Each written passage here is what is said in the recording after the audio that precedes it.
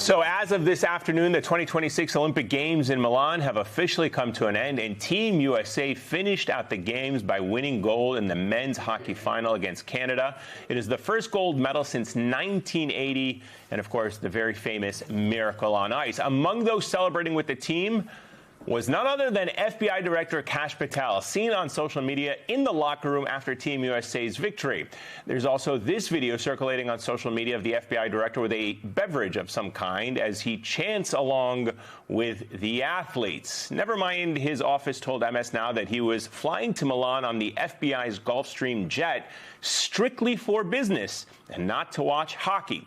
MS Now has not independently verified this video. We have reached out to Patel and the FBI for comment. Patel has since posted, quote, "For the very concerned media, yes, I love America," and was extremely humbled when my friends, the newly minted gold medal winners on Team USA, invited me into the locker room to celebrate this historic moment with the boys. Joining us now, Pablo Torre, host of the Pablo Torre Finds Out podcast. He is, of course, an MS Now contributor. Pablo, great to have you on the show. Excuse me. Do you think that was the first party Kash Patel was ever invited to? I mean, look, he's living life like a Make-A-Wish kid right now. It's kind of adorable.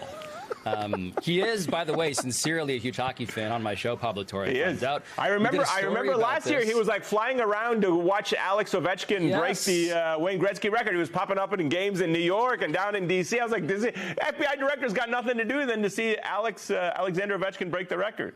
And more than that, what we reported in the episode, Eamon, is that he is left alone. The FBI, as constituted, knows to leave him alone on Sundays in general because he's playing rec league hockey for a team in D.C. called the Dons, which is just poetically kind of perfect, of course. But this is what he loves. And you do the accounting on this, right? So previously, of course, when he's a podcaster and not the unbelievable director of the FBI, he is criticizing Christopher Wray about all the G5 trips and the personal vacations and all the money taxpayers have spent on an unelected position, enabling a lifestyle that, of course, is contrary to anything resembling working in service of the American people. And here you have him, doing something that I think on the one hand makes him feel human until you realize how unbelievably self-centered the entire explanation is for why he's there in the first place, which is also, by the way, fundamentally dishonest. So there's also that.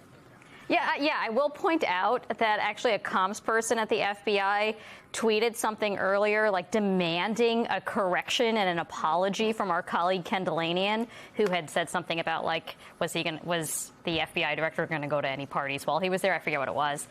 Demanded an apology. That's right. And then immediately afterward, Kash Patel posted a photo from the locker room. I did want to ask you about another sort of nexus of politics and sports that has gotten some attention this week. So J.D. Vance has made some comments about the ability for athletes to speak their minds. Let's play that. When you're representing the country, you're representing Democrats and Republicans. You're there to play a sport, and you're there to represent your country and hopefully win a medal. You're not there to pop off about politics. So when Olympic athletes enter the political arena, they should expect some pushback. Pablo, this has obviously been an issue for decades and decades about whether athletes who are representing the United States should be able to speak out on political or social issues.